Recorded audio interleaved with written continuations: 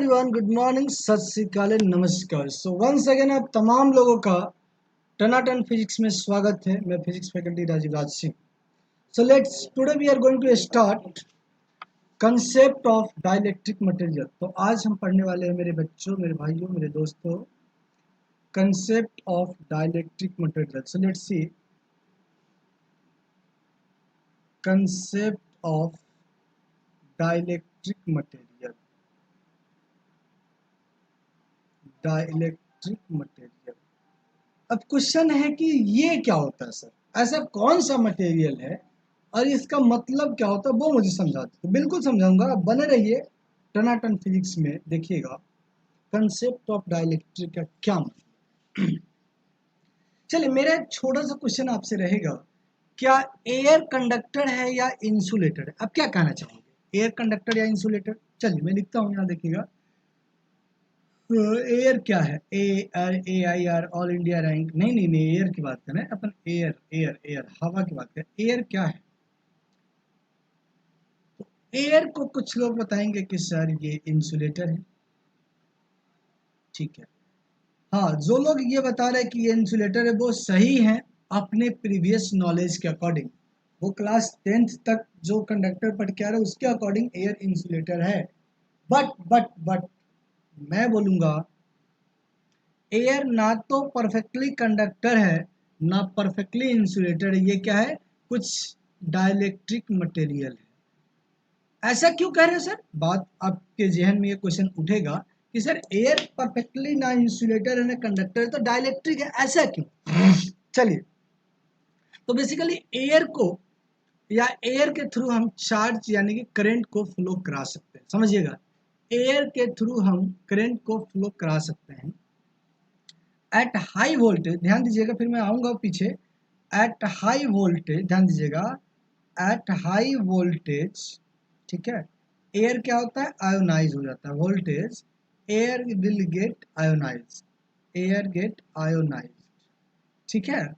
तो एयर क्या होता है? आयोनाइज्ड हो जाता है, so that current can pass through air, current can pass through air, right.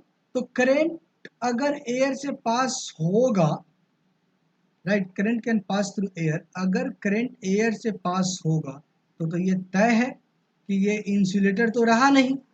लेकिन ये कंडक्ट परफेक्टली ना तो इंसुलेटर ना परफेक्टली कंडक्टर है, क्योंकि देखो करंट पास कर रहा है तो ये यहाँ से तय हो गया कि सर ये इंसुलेटर नहीं है। लेकिन करंट कब पास कर रहा है? हाई वोल्टेज पे, तो इसलिए परफेक्टली कंडक्टर भी नहीं है। यानी कि ये एक ऐसा कंडक्टर है जो हर जगह कंडक्टर का बिहेवियर शो नहीं करता है, हर जगह कंडक्टर का बिहेवियर शो नहीं करता है। अभी छोटा सा एग्जांपल मैं देता हूँ। समझिए कि आपके सिटी में एक चोरी हो गया। सपोज दैट कि आपके सिटी में किसी बाइक की चोरी हो गई है, ठीक है। तो पुलिस ने दो बंदे को उठाया है। अब पुलिस ने एक बंदे को टॉर्चर करना स्टार्ट किया। मान लो एक को 50 थप्पड़ मार दिया। उसने बोला कि नहीं सर, हमने तो चोरी नहीं किया, सर हम किए ही नहीं है, ठीक है। और एक बंदे को 10 थप्पड़ मारता है, वो बोलता है सर सर सर मैं आपको सर बताता हूँ चोरी किसने किया, सर बताता हूँ मैं। यानी कि जो 10 थप्पड़ खाया है वो कौन सा है? वो अपनी लिमिट को पहले ही खो दिया। मतलब उसकी जो स्ट्रेंथ है वो 10 थप्पड़ खाने का है, उससे ज्यादा नहीं है। और एक जो चोर है वो 50 थप्पड़ खाने के बावजूद भी बोला कि नहीं सर हमें कुछ मालूम ही नहीं है। यानी कि उसकी जो लिमिट है वो 50 से ज्यादा है। हाँ, उसको भी अगर 100 थप्पड़ मारा जाएगा तो वो भी कहते हैं ना कि मार के डर से भूत भी बोलता है, तो वो भी बताएगा कि हाँ हमने चोरी किया है, लेकिन उसका स्ट्रेंथ ज्यादा है। एग्जैक्टली यही कंसेप्ट मैं समझा रहा हूँ। कुछ ऐसे मटेरियल्स होते हैं दुनिया में, ध्यान दीजिएगा, कुछ ऐसे मटेरियल्स होते हैं दुनिया में जो इनिशियली कैसा बिहेव करता है? इंसुलेटर की तरह बिहेव करता है। लेकिन कुछ देर बाद यानी कि वोल्टेज बढ़ाने पे वो कंडक्टर बन जाता है। जैसे हम कहानी कर रहे हैं एयर का। एयर की अगर बात करोगे तो एयर नॉर्मली इंसुलेटर होता है, लेकिन जब वही एयर को आप वोल्टेज अप्लाई करोगे 10⁴, राइट, या इलेक्ट्रिक फील्ड अप्लाई करोगे 10⁵ न्यूटन पर कूलम, अगर इतना इलेक्ट्रिक फील्ड अप्लाई करते हो तो एयर भी कंडक्टर बन जाता है। अगर इतना अप्लाई करते हो तो 10⁵ न्यूटन पर कूलम, तो यहाँ पे एयर इंसुलेटर होगा, क्या होगा, यहाँ पे एयर इंसुलेटर होगा और यहाँ पे एयर कंडक्टर होगा।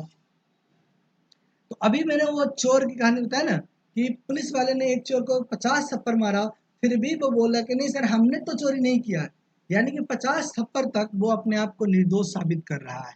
लेकिन जैसे वो 70 थप्पड़ या 100 थप्पड़ हो जाएगा, वो बोलेगा सर हाँ मैंने चोरी किया है सर, किया है, उसी का बाइक, राजू का बाइक मैंने चुराया है सर, ब्लैक कलर का हीरो होंडा स्प्लेंडर कुछ ऐसा बाइक था सर, मैंने चुराया है।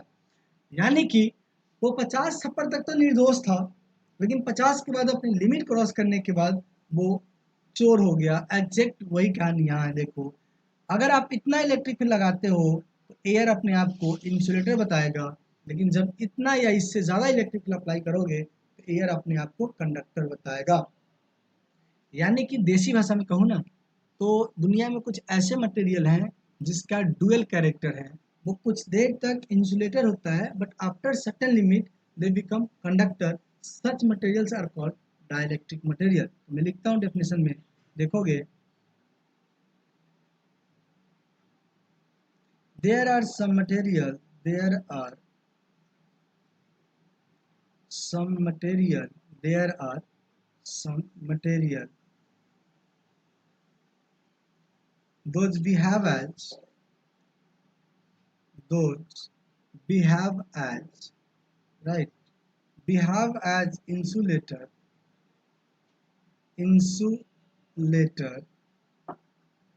up to insulator up to some extent of up to some extent of electric field or voltage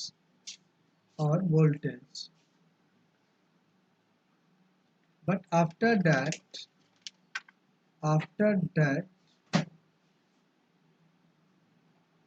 they become conductor they become conductor are called are are called are called what dielectric material. तो ऐसे material को हम dielectric material बोलते हैं, right, called dielectric material. तो यहाँ पे जो चीजें मैं समझा रहा हूँ उसको ध्यान से समझिएगा कि दुनिया में सभी नहीं, कुछ ही मटेरियल है, there are some material those behave as insulator up to some extent. ये देखिएगा यहाँ से, up to some extent of electric field और वोल्टेज। ठीक है, एक लिमिट तक वो इंसुलेटर होगा लेकिन उसके बाद क्या हो जाएगा, कंडक्टर हो जाएगा। ऐसे मटेरियल को हम डाइलेक्ट्रिक मटेरियल बोलते हैं। जैसे एग्जाम्पल में एयर माइका। ठीक है, तो ऐसे कुछ मटेरियल्स हैं जो डाइलेक्ट्रिक मटेरियल कहलाते हैं। अच्छा, अब समझिएगा कि एक लिमिट तक वो अपने आप को इंसुलेटर साबित कर रहा है, उस लिमिट को बोलते हैं स्ट्रेंथ ऑफ डाइलेक्ट्रिक मटेरियल। मैं यहाँ पे लिखता हूँ स्ट्रेंथ ऑफ, ध्यान दीजिएगा, strength of dielectric material, strength of dielectric material.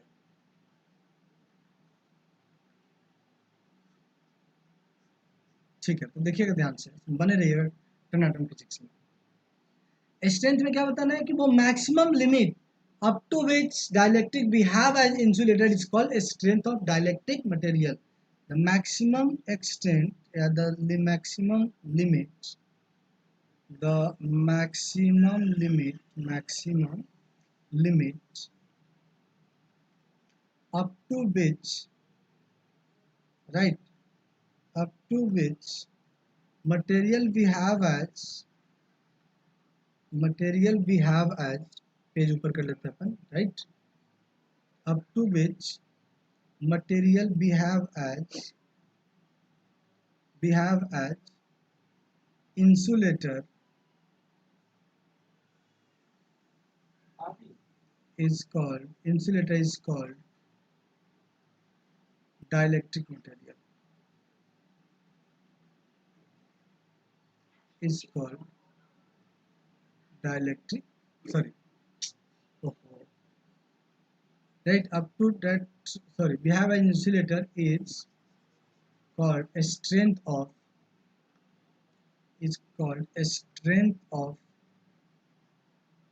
Electric strength of dielectric material, strength of dielectric material. जैसे आपको मैंने बताया कि एयर को जैसे मान लो एयर है, अगर एयर को आप फील्ड अप्लाई करते हो, suppose that E is equal to 10⁻³ newton per coulomb अगर अप्लाई करते हो तो ये इंसुलेटर हो जाएगा। ये कैसा हो जाएगा? इंसुलेटर। अगर 10⁵ अप्लाई करते हो तो ये भी इंसुलेटर हो जाएगा, इंसुलेटर। लेकिन आप थोड़ा सा भी ऐसे अप्लाई करते हो, मान लो 2 × 10⁵ या मान लो 10⁶ अप्लाई करते हो, सपोज दैट, ठीक है। अब ये कंडक्टर हो गया, दिस इज द कंडक्टर। तो ये कहाँ तक रहा ये इंसुलेटर? यहाँ तक। सो इसलिए डाइलेक्ट्रिक यानी कि एयर का डाइलेक्ट्रिक स्ट्रेंथ ये हो जाएगा 10⁵। ध्यान दीजिएगा, एयर का डाइलेक्ट्रिक स्ट्रेंथ कितना हो जाएगा? 10⁵ न्यूटन पर कूलम, ठीक है। तो आप यहाँ से समझ गए होंगे कि डाइलेक्ट्रिक स्ट्रेंथ क्या होता है। यानी कि जो डाइलेक्ट्रिक मटेरियल होगा वो कुछ समय के लिए इंसुलेटर भी होगा, कुछ वोल्टेज के लिए या कुछ इलेक्ट्रिक फील्ड के लिए, लेकिन उसके बाद वो कंडक्टर बन जाएगा। क्लियर कहानी? कोई दिक्कत? मेरे ख्याल से कोई दिक्कत नहीं होना चाहिए, ठीक है। तो ये रहा कंसेप्ट ऑफ डाइलेक्ट्रिक मटेरियल। इसके यूजेस अपन हम पढ़ेंगे कैपेसिटर में, इसलिए मैं पहले इसको पढ़ा दे रहा हूँ ताकि आप समझ जाओगे। अब समझते हैं। अच्छा, ऐसा क्या होता है कि कुछ वोल्टेज के बाद या कुछ इलेक्ट्रिक फील्ड के बाद ये जो है कंडक्टर की तरह बिहेव करने लगता है। तो बेसिकली होता क्या है मैं बता रहा हूँ। देखो, शुरू में इसके पास जो भी चार्ज होते हैं वो बॉन्डेड होते हैं, लेकिन जब आप इलेक्ट्रिक फील्ड बढ़ाते जाते हो तो ये इलेक्ट्रिक फील्ड इतना ज़्यादा हो जाता है कि वो बॉन्ड के इलेक्ट्रॉन्स को भी अपने खींच के बाहर कर लेता है, मतलब बॉन्ड के इलेक्ट्रॉन को भी फ्री कर देता है। यानी कि एक लिमिट के बाद डाइलेक्ट्रिक मटेरियल के पास फ्री चार्जेस हो जाते हैं, इसलिए करंट फ्लो करने लगता है। मेरी बात समझ रहे हो? यानी कि वो इलेक्ट्रिक फील्ड कर क्या रहा है? फ्री चार्जेस क्रिएट कर रहे हैं। तो फ्री चार्जेस कहाँ से आ रहे हैं? जो चार्ज पहले से बॉन्ड में प्रेजेंट है उसको वो ब्रेक करके, ठीक है, वहाँ पे फ्री कर रहा है। समझ रहे हो मेरी बात को? चलिए अब हम बात करते हैं, थोड़ा सा और आगे बढ़ते हैं अपन। Behaviour of dielectric material in external electric field में हम बात करेंगे, ठीक है। अभी हमारा टॉपिक होगा, देखिएगा, बिहेवियर ऑफ डाइलेक्ट्रिक मटेरियल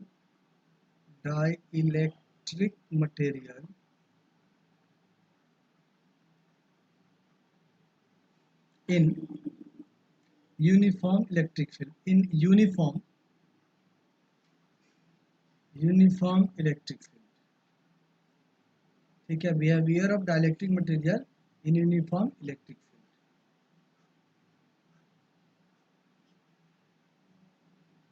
ठीक है, आप समझिएगा। जैसे यहाँ पे आपने एक इलेक्ट्रिक फील्ड है, ये यूनिफॉर्म इलेक्ट्रिक फील्ड है, ये एक यूनिफॉर्म इलेक्ट्रिक फील्ड है, और यहाँ पे आपने एक डाइलेक्ट्रिक मटेरियल रख दिया है। ध्यान दीजिएगा, यहाँ पे अपने डाइलेक्ट्रिक मटेरियल को रख दिया। एक थोड़ा सा इसको अरेंज कर लेता हूँ।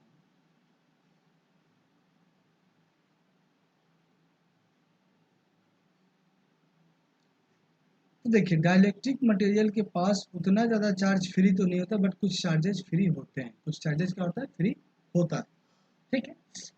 तो होगा क्या वो मैं आपको समझा देता हूँ।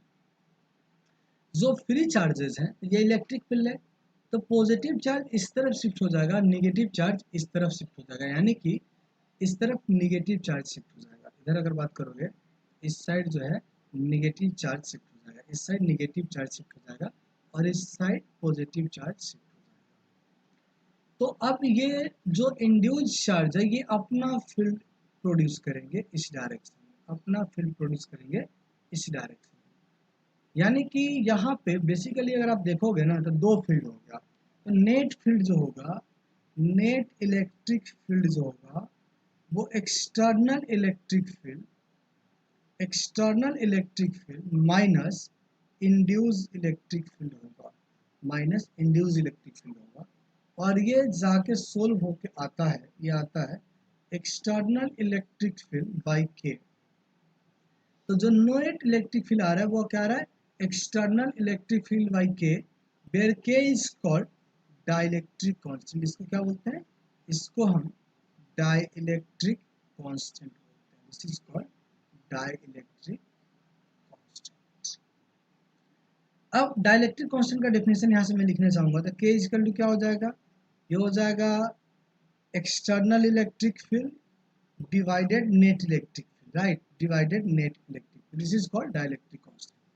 सो डेफिनेशन ऑफ डाइलेक्ट्रिक कांस्टेंट यहाँ से आप लिख सकते हो कि it is the ratio of external electric field to the net electric field. अब समझिएगा, मैं लिख भी देता हूँ, थोड़ा सा पेज ऊपर कर लेते हैं, फिर मैं लिख देता हूँ आपके लिए डेफिनेशन। समझिएगा समझिएगा, बने रहिएगा फिजिक्स में। सो इसका अगर डेफिनेशन लिखो तो क्या लिखूंगा मैं, देखिएगा आप बने रहिएगा फिजिक्स में। ये डेफिनेशन हो जाएगा, it is defined as, it is defined as, ध्यान दीजिएगा, defined as ratio of external electric field, ratio of external electric field to the net electric field, to the net electric field is, right, it is defined as ratio of external electric field to the net electric field। Clear कहानी। अब हम बात करते हैं, तो देखो दोनों electric field का रेशियो है, राइट, ये भी इलेक्ट्रिक फील्ड ऊपर वाला भी नीचे वाला भी, तो दोनों का यूनिट सेम होगा, यानी कैंसिल हो जाएगा, तो ये क्या हो जाएगा, ये हो जाएगा यूनिट लेस, और ये यूनिट लेस है तो 110% ये डायमेंशन लेस भी होगा। क्या होगा, ये डायमेंशन लेस भी होगा। ठीक है, अब आगे बढ़ते हैं। जैसे छोटा सा क्वेश्चन मैं आपको देता हूँ, समझिएगा कि यहाँ पे इलेक्ट्रिक फील्ड, ये जो इलेक्ट्रिक फील्ड देख पा रहे हैं आप, एक्सटर्नल इलेक्ट्रिक फील्ड,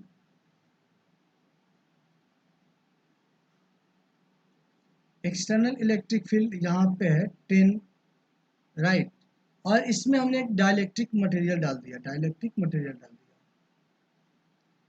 तो इलेक्ट्रिक फील्ड इस डाइलेक्ट्रिक मटेरियल का हो गया, ठीक है, कितना, मैं लिख देता हूँ, ई नेट या electric field of dielectric material जो है वो है 5, कितना है, 5 न्यूटन पर कूलम, जबकि एक्सटर्नल है 10 न्यूटन पर कूलम। देन के कितना होगा, देन के कितना होगा, तो सिंपल के होता है, समझिए आप, external electric field divided net electric field. तो एक्सटर्नल कितना है, एक्सटर्नल है 10 डिवाइडेड 5, ये हो जाएगा 2। This is our answer. यहाँ का डाइलेक्ट्रिक कांस्टेंट जो है इस डाइलेक्ट्रिक मटेरियल का 2 है। तो आई थिंक यहाँ तक आप तमाम लोगों को किसी तरह का कोई दिक्कत नहीं है, मेरे ख्याल से कोई इशू नहीं होना चाहिए। चले आगे, ठीक है, थोड़ा और आगे बढ़ते हैं, थोड़ा और देखते हैं कि डाइलेक्ट्रिक मटेरियल क्या क्या खासियत है, किस तरह से हम डाइलेक्ट्रिक मटेरियल के बारे में और जान सकते हैं। तो देखिए, तो पहले अब थोड़ा और आगे बढ़ते हैं, देखते हैं टाइप्स ऑफ डाइलेक्ट्रिक मटेरियल। ध्यान दीजिएगा, बने रहिएगा फिजिक्स में।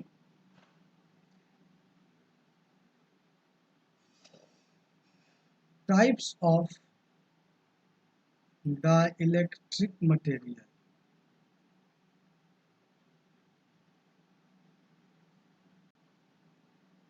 Types of dielectric material.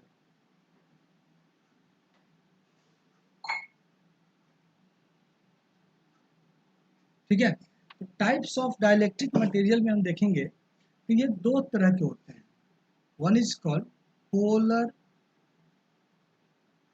Dielectric material, one is called polar dielectric material, ठीक है, polar dielectric material, and another is called non polar dielectric material, non polar, ठीक है, नॉन पोलर डाइलेक्ट्रिक मटेरियल। ध्यान दीजिएगा,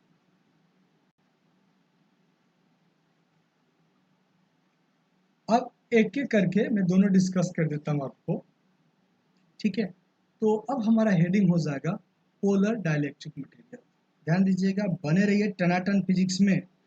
पोलर डाइलेक्ट्रिक मटेरियल,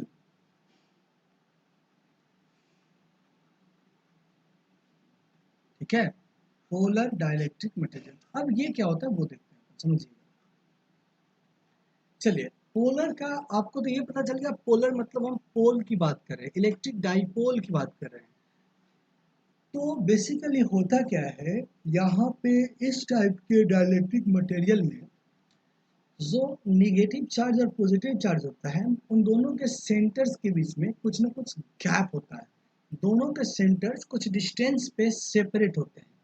तो देखिएगा, लिखेंगे इन such kind of, अच्छा पेन चेंज कर लेता हूँ मैं, कहते हो तो इन सच काइंड ऑफ, देखिएगा इन सच काइंड ऑफ, अच्छा वाइट कर दूँ, in such kind of dielectric material, in such kind of dielectric material, in such kind of dielectric material, centers of, right, centers of negative and positive charge या ion भी कह सकते हो, positive charge separated by some distance,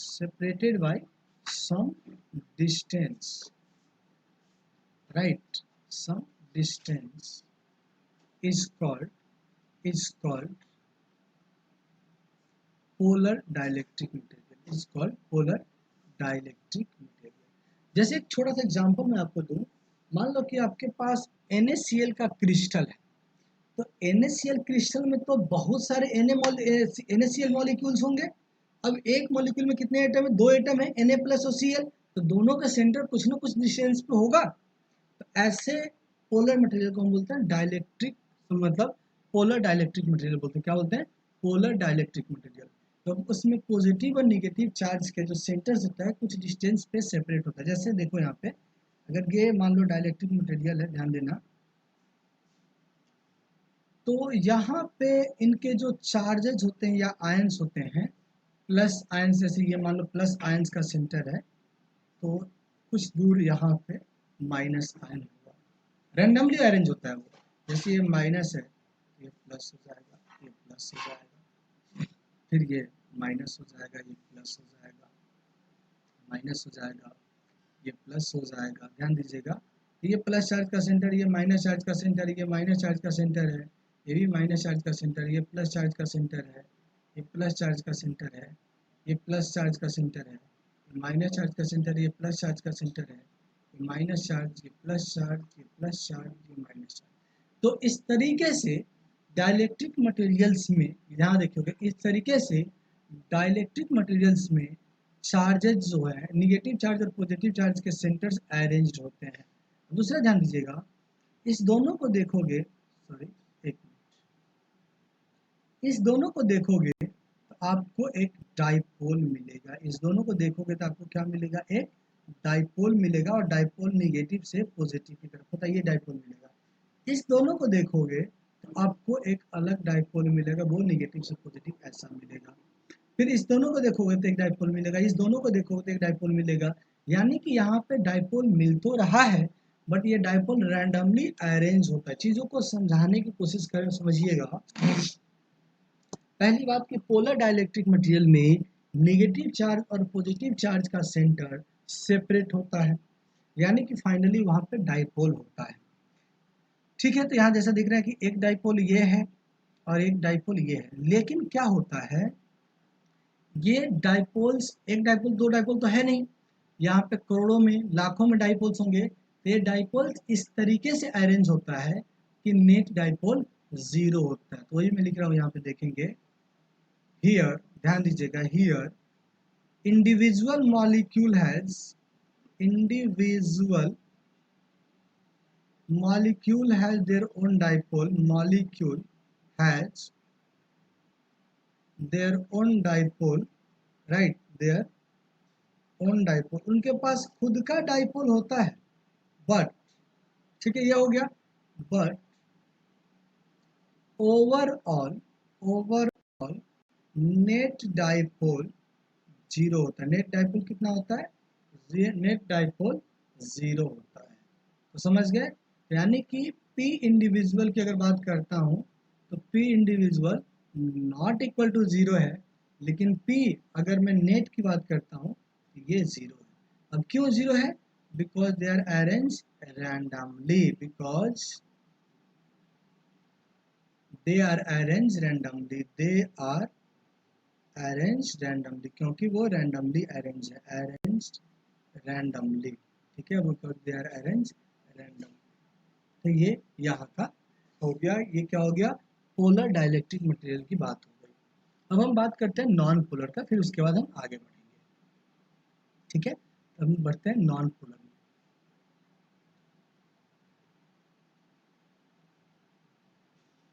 pen change कर देता हूँ, red ले लेता हूँ। नॉन पोलर, ठीक है, dielectric material, non polar dielectric material, ठीक है। यहाँ तक कोई दिक्कत मेरे ख्याल से आपको नहीं होना चाहिए, ठीक है। अब नॉन पोलर डाइलेक्ट्रिक मटेरियल की बात क्या करना है वो आपको बता देता हूँ। तो देखिए, जिस तरह मैंने अभी आपको पोलर बताया था, पोलर में क्या बताया कि निगेटिव एंड पॉजिटिव चार्जेस जो होते हैं वो सेपरेट होता है, राइट। ये तो हमने बताया कि पोलर में negative and positive charges separate होता है, बट नॉन पोलर में निगेटिव एंड पॉजिटिव चार्जेस का जो सेंटर्स होता है वो कॉन्साइड करता है। ध्यान दीजिएगा, निगेटिव एंड पॉजिटिव चार्जेस का जो सेंटर्स होता है ना, वो कॉन्साइड कर जाता है। तो इसलिए यहाँ पे आपको, चलिए मैं एक बार फिर से बता देता हूँ, लिखोगे हियर, अच्छा पेन चेंज कर लूँगा, okay, here centre of, here centre of negative and positive charges, negative and positive charges coincide, ठीक है। Centre of negative and positive charges कॉन्साइड हो जाता है।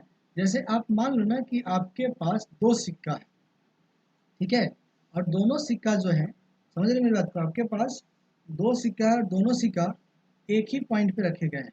मतलब ये थोड़ा सा आप समझना चाहो तो समझ लो कि यहाँ पे जैसे मान लो ये प्लस चार्ज है, तो ये प्लस चार्ज का सेंटर मान लो ऐसा, और इसी के ऊपर नेगेटिव चार्ज का भी सेंटर है, यानी कि ये माइनस चार्ज भी यहीं पे है, ये माइनस चार्ज का सेंटर है। हाँ, डायग्राम उतना क्लियर कट आपको नहीं दिख पा रहा होगा, लेकिन आप समझिएगा कि एक क्वाइन के ऊपर दूसरा क्वाइन रखा गया है इस तरीके से, ठीक है।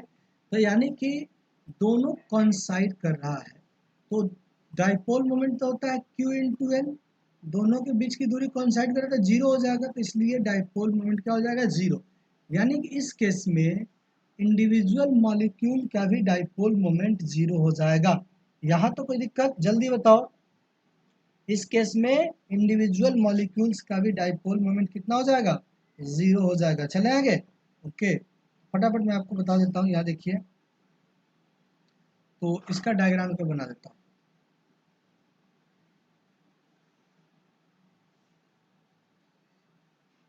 जैसे ये है हमारे पास, तो इसमें क्या होगा? प्लस और माइनस चार्ज एक ही जगह पे होगा, प्लस माइनस एक ही जगह पे होगा, like this, minus plus minus एक ही जगह पे होगा, ठीक है। माइनस प्लस माइनस जो भी आप कह लो, ठीक है, minus plus plus minus minus plus सब एक ही जगह पे होते हैं यहाँ पे, इसलिए इसका डाइपोल मोमेंट हमेशा जीरो होता है, ठीक है। तो ये होता है, तो यहाँ पे पी इंडिविजुअल जो होता है वो भी जीरो होता है, इंडिविजुअल वो भी जीरो होता है, और पी नेट भी जीरो होता है, पी नेट भी क्या होता है? जीरो होता है। क्लियर कहानी? ओके। अब हम थोड़ा और आगे बढ़ते हैं। अब आपको मैं लेके चलता हूँ बिहेवियर ऑफ, फिर से एक मिनट होल्ड करो, ठीक है, मैं आपको लेके चलता हूँ behaviour of dielectric material in external electric field. एक मिनट, ठीक है।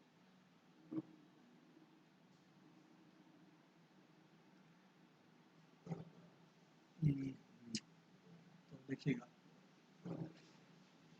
बिहेवियर ऑफ हेडिंग कर दोगे थोड़ा सा, सही हो गया ना, रेड से हेडिंग डालता हूँ।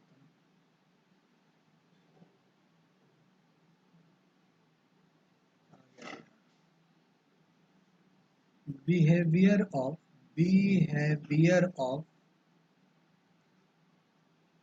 पोलर एंड नॉन पोलर, ध्यान दीजिएगा, behaviour of polar and non polar dielectric material, polar and non polar dielectric material, dielectric material in external electric field, in external electric field, right? Polar and non-polar dielectric material in external electric field. तो समझिएगा चीजों को, हाँ बिल्कुल ध्यान से समझना है सर, जरा सा भी इधर उधर नहीं भटकना है। भटकले तो गेले बेटा, जनी नहीं वो भटकले नहीं बोलते हैं, लटकले तो गेले बेटा ऐसा बोलते हैं, मैं गलत बोल दिया। हाँ ध्यान दीजिएगा, बने रहिए, समझिएगा। तो अगर मैं पोलर की बात करूं या नॉन पोलर की बात करूं, ठीक है, दोनों केसेस में यहाँ पे सेम डिस्कस करने जा रहा हूं, दोनों का बिहेवियर सेम है, इसलिए मैं किसी एक का ही आपको यहाँ पे एग्जांपल लेके बताऊंगा, यहाँ पे किसी में एक का ही एग्जांपल आपको लेके बताऊंगा, ध्यान दीजिए, फटाफट बने रहिए। तो चल क्यों नहीं रहा, क्या हो गया इसको, चाहे रूठ गया क्या ये, रूठोगे तो मना लेंगे सनम, दिल में हर राज छुपा लेंगे सनम, तुम कहो तो सही महबूब मेरी हो, दुनिया को कल ही हम बता देंगे सनम। ठीक है, तो ऐसा कुछ क्वेश्चंस कर रहे हैं, अरे तुम शायरी मत लिख लेना यार, जमूरे शायरी कोई नहीं लिखेगा, हाँ तुम्हारी खुद की कसम, उसकी कसम नहीं, तुम्हारी खुद की कसम, कोई भी शायरी नहीं लिखेगा, जो शायरी लिखेगा भगवान उसको माफ नहीं करेंगे। फटाफट देखते चलो, ठीक है। तो यहाँ पे हमने क्या किया, डाइलेक्ट्रिक मटेरियल डाल दिया, तो कोई भी डाइलेक्ट्रिक मटेरियल डालूंगा तो क्या होगा, ध्यान देना, चाहे वो पोलर हो या नॉन पोलर हो, तो होगा क्या, ध्यान देना। जैसे अगर मैं आपको ऊपर लेके चलता हूँ, फिर मैं यहाँ पे आऊँगा ताकि आप आसानी से समझ जाओगे, ऊपर पहले ले चलता हूँ, अभी जाने का एज तो नहीं है, ऊपर अब कल ले चलता हूँ, लेकिन यहाँ देखो समझो, अच्छा एक एक करके दोनों समझा देता हूँ मैं। अगर मैं यहाँ पे इलेक्ट्रिक फील्ड अप्लाई कर दूँ, यहाँ देखना, अगर मैं यहाँ पे इलेक्ट्रिक फील्ड अप्लाई करूंगा तो क्या होगा, जो निगेटिव चार्ज है वो इलेक्ट्रिक फील्ड के अपोजिट में शिफ्ट हो जाएगा, क्यों, क्योंकि फोर्स लगता है चार्ज पे इलेक्ट्रिक फील्ड के अपोजिट में, यहाँ तक तो सबको मालूम है यार, सबको मालूम है, मुझे पता है या नहीं है, ठीक है। तो अगर मैं उसको अपोजिट में रखता हूँ, कहाँ गया रे, तुम भी क्या बात करते हो, ठीक है, तो यानी कि सबके सब निगेटिव चार्ज इधर शिफ्ट हो जाएगा और सबके सब पॉजिटिव चार्ज इधर शिफ्ट हो जाएगा। उसके बाद थोड़ा और आगे मैं अगर ले के चलूँ आपको, अगर आप बुरा ना मानो तब, बुरा मान जाओगे तो नहीं लिख जाऊंगा मैं, ठीक है। अगर मैं आपको पोलर नॉन पोलर में लेके चलता हूँ, देखो नॉन पोलर में, तो नॉन पोलर में भी तो यही है कि भाई साहब, जैसे आप देखो ना, ये निगेटिव चार्ज है तो निगेटिव चार्ज दोनों एक ही जगह पे रखे गए तो दिक्कत नहीं है, दोनों, तो ये निगेटिव इधर शिफ्ट हो जाएगा, ये पॉजिटिव इधर शिफ्ट हो जाएगा, ये निगेटिव इधर शिफ्ट हो जाएगा, ये पॉजिटिव इधर शिफ्ट हो जाएगा। तो फाइनली आपको क्या मिला, एक छोटा सा एग्जांपल मैं बता रहा हूँ कि आप दो कॉइन ले लो, एक आयरन का ले लो और एक पीतल का ले लो, और मैग्नेट लगा दो, तो क्या होगा, आयरन वाला कॉइन वहां से खुद ब खुद हट जाएगा। एग्जैक्ट यही कहानी, यही फिनोमिना यहाँ पे भी हो रहा है, ऐसा लोग कह रहे हैं, मैं नहीं कह रहा, ठीक है। कोई दिक्कत किसी को भी जरा सा भी दिक्कत हो, 10 ग्राम 5 ग्राम बेझिझक आप बताइएगा मुझे, क्योंकि हम बने ही आपके लिए ऐसा, तुम जाओगे तो क्या होगा, आप देखिएगा, अरे नहीं तो होगा क्या, जब आप इसको डालोगे तो सारे के सारे निगेटिव यहाँ शिफ्ट हो जाएंगे, सारे के सारे यहाँ शिफ्ट हो जाएंगे, सारे के सारे यहाँ शिफ्ट हो जाएंगे, और सारा प्लस यहाँ शिफ्ट हो जाएगा, ठीक है, सारा का सारा प्लस यहाँ शिफ्ट हो जाएगा। तो अब होगा क्या, अब देखो ये तो कौन सा इलेक्ट्रिक फील्ड है, एक्सटर्नल इलेक्ट्रिक फील्ड है। अब इसके कारण इंड्यूस इलेक्ट्रिक फील्ड प्लस से माइनस शिफ्ट हो जाएगा, देखिएगा, प्लस से minus induce electric field shift हो जाएगा, जिसकी बात हम ऑलरेडी कर चुके हैं।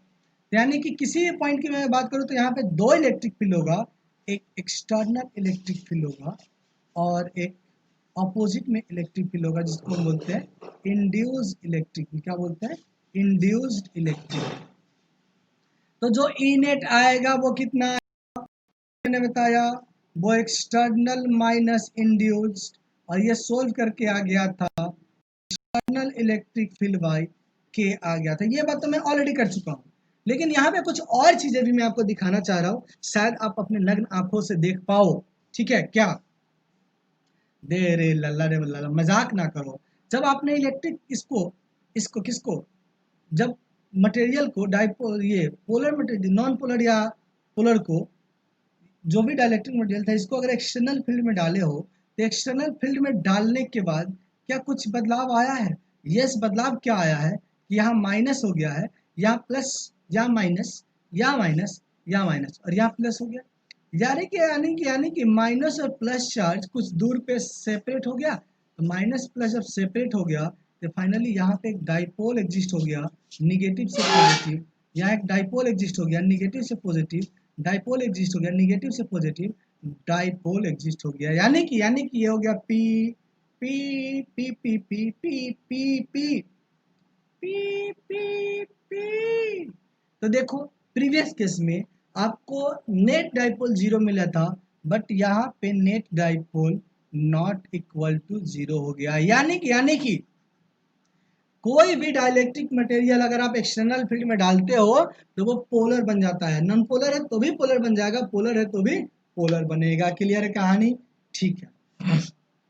अब यहाँ पे एक चीज और आपको पढ़ना है, polarization vector. So next topic and last topic देखोगे, अगर क्वेश्चंस किसी ने पूछा है आईआईटी वगैरह ने, तो वो यही से पूछते हैं।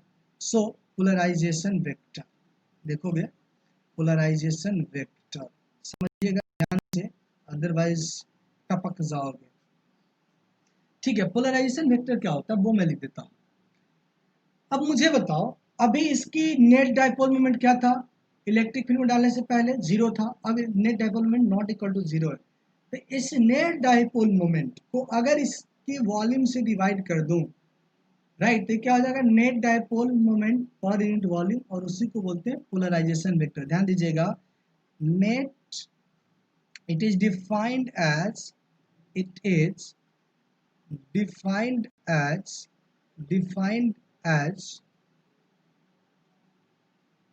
pole net dipole moment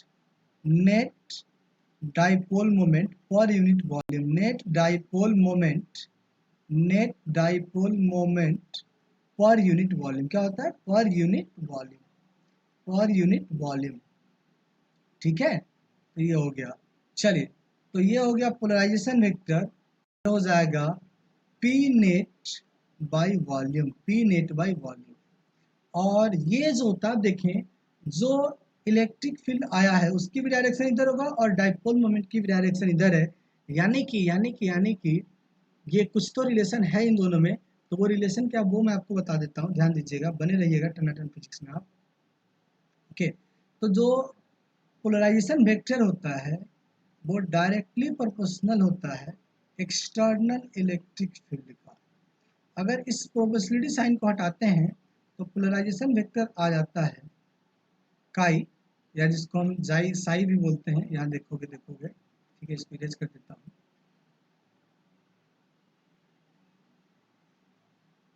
into external electric field, into external electric field. ठीक है, ये हो जाता है नेट डाइपोल मोमेंट का फॉर्मूला, सॉरी, पोलराइजेशन वेक्टर का फॉर्मूला। क्या होता है? ये होता है पोलराइजेशन वेक्टर का फॉर्मूला। यहाँ तो कोई दिक्कत है किसी को? नहीं है? पक्का पक्का मान के चल रहा हूँ मैं, बताओ जल्दी। किसी को जरा सा भी दिक्कत है, 10 ग्राम 5 ग्राम बेझिझक आप बता सकते हो। तो आप फाइनली देख लो ना कि ये एक कांस्टेंट होता है जिसको आपको जाके आगे पढ़ाया जाएगा, कहाँ पे? मैग्नेटिज्म में पढ़ाया जाएगा आपको। दिस इज कॉल्ड साई, या इसी को हम काई भी बोलते हैं। ठीक है, चलिए, तो अभी आपको ये ध्यान रखना है कि नेट जो पोलराइजेशन वेक्टर वो इलेक्ट्रिक फील्ड के डायरेक्टली प्रोपोर्शनल होता है। अब एक छोटा सा, आई थिंक क्वेश्चंस में आपको करा दूँ तो बेहतर होगा आपके लिए, और शायद हो सके तो मेरे लिए भी। हाँ हाँ, सही है, मेरे लिए भी बेहतर ही होगा। मेरे लिए कौन सा बेजाय होगा? बेजाय समझते हो मतलब खराब नहीं हो सकता मेरे लिए। ठीक है, तो चलिए एक क्वेश्चंस में हम आते हैं। क्वेश्चंस क्या है पहले एक बार देख लेते हैं। क्वेश्चंस क्या है? ओके मेरे दिल बर मेरे सनम, ऐसे क्या बात हो गई, जिंदा रहने की कुछ फुर्सत हमें भी, और साथ ये साथ हो गई। ओके ओके, एक क्वेश्चंस वेट करो, मैं फटाफट क्वेश्चन लेके आता हूँ। वो क्वेश्चंस गया कहाँ?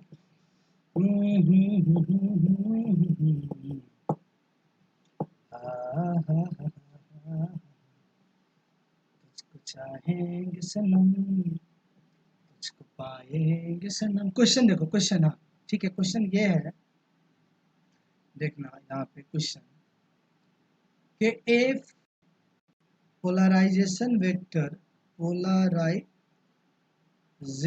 Vector, polarization vector of dielectric material, polarization vector of dielectric material p vector is equal to 1 I cap plus, एक मिनट क्वेश्चन लिख लेता हूँ, 1 I cap plus 5 j cap, 5 j cap plus 2 k cap। क्या यही है? सही है, देख लेता हूँ फटाफट। Yes, 5 I cap, sorry 1 I cap, ठीक है, plus 5 j cap plus 2 k cap, ये पोलराइजेशन वेक्टर है, ध्यान दीजिएगा, ठीक है, कोई दिक्कत नहीं। आगे चलें, आगे चलते हैं, ठीक है, okay. And electric field and component of electric field देखिएगा, and component of electric field along x axis, along x axis is 10 Newton per coulomb, then find magnitude of net electric field, net electric field. अब इस question को देखोगे तो काफी बेहतरीन question है और उतना ही आसान भी है, लेकिन हाँ इस क्वेश्चन को आप जब तक नहीं समझोगे तब तक ये होगा नहीं। आसान तो है लेकिन समझना बहुत ही इंपॉर्टेंट है। तो देखो क्वेश्चन को अगर आप पढ़ोगे तो मैं सोल्यूशन थोड़ा साइड में खोपचे में कर देता हूँ। क्या बोला कि पोलराइजेशन वेक्टर आपको दिया हुआ है, अगर आप देखेंगे तो आपने बोला है कि पोलराइजेशन वेक्टर दिया हुआ, कितना दिया हुआ है, जाके देखो। पोलराइजेशन वेक्टर आपको दिया हुआ है 1 I cap plus 5 j cap plus 2 sorry k cap. Electric field का एक्स कंपोनेंट भी आपको दिया हुआ है, तो आपसे क्या पूछ रहा है, नेट इलेक्ट्रिक फील्ड।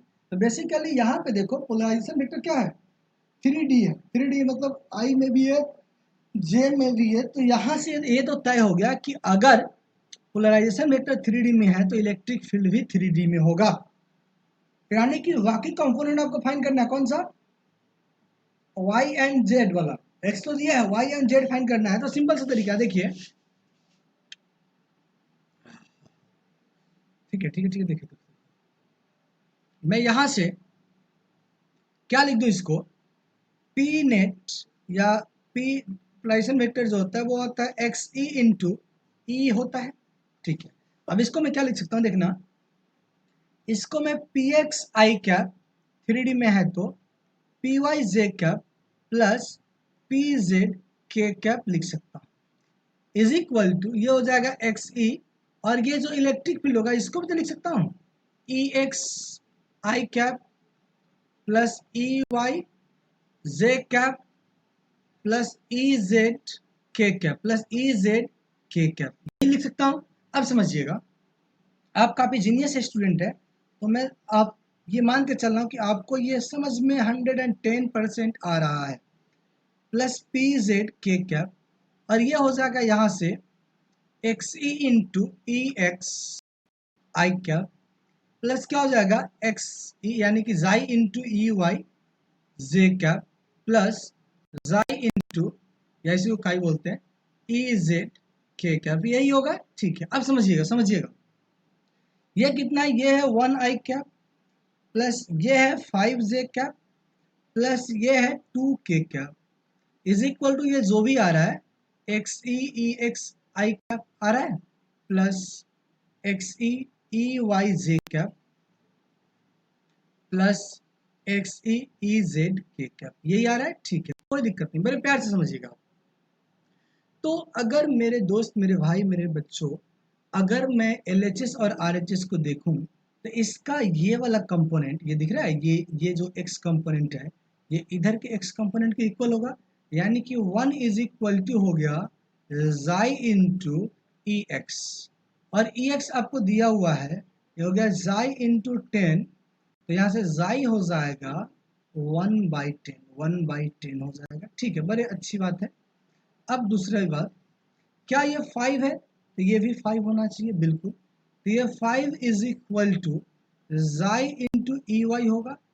अब यहाँ पे 5 हो गया और जाई की वैल्यू 1/10 आ गया, और ये हो गया ई वाई। तो यहाँ से देखो ई वाई यानी कि y component of electric field आ गया 50। ठीक है, अब सी में आ जाइए, ये कितना 2 है, तो ये 2 इज इक्वल टू जाई इंटू एक्स ई होगा, एक्स सॉरी ई जेड होगा। ओके, तो यहाँ से ई जेड अगर फाइंड करते हो तो ई जेड हो जाएगा 2 इंटू 10 यानी कि 20। ठीक है, तो ये हो गया। तो सिंपल सा तरीका, नेट इलेक्ट्रिक फील्ड हो गया ई x i cap plus E y j cap, ठीक है, प्लस ई जेड के कैप, प्लस ई जेड के कैप।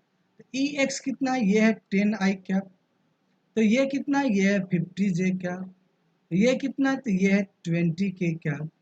अगर आपसे मैग्नीट्यूड पूछा जा रहा है तो सिंपल मैग्नीट्यूड निकालना तो आपका आता होगा, तो बस मैग्नीट्यूड फाइंड कर लीजिए। तो देखिए यहाँ से एक मिनट, एक मिनट, यहाँ से ई नेट हो जाएगा मेरे दोस्त, मैग्नीट्यूड अगर निकालता हूँ, अंडर रूट 10 का स्क्वायर प्लस 50 का स्क्वायर प्लस 20 का स्क्वायर, ये हमारा आंसर होगा। होप कि आप सोल्व कर लोगे, राइट। तो आज की सभा में यही समाप्त करता हूँ। ये हमारा डाइलेक्ट्रिक मटेरियल का कंसेप्ट रहा। बाकी डाइलेक्ट्रिक मटेरियल के बारे में और भी सारी चीज़ें पढ़नी है, वो अपन कैपेसिटर में जाके पढ़ेंगे। क्लियर कहानी, कोई दिक्कत? मेरे ख्याल से कोई दिक्कत नहीं होना चाहिए। तो चलिए आपसे मिलते हैं फिर। टनाटन रहिए, टनाटन फिजिक्स ये दुआ करती है कि आप जहाँ भी रहें टनाटन रहें, मस्त रहें, बिंदास रहें। जय हिंद, जय भारत।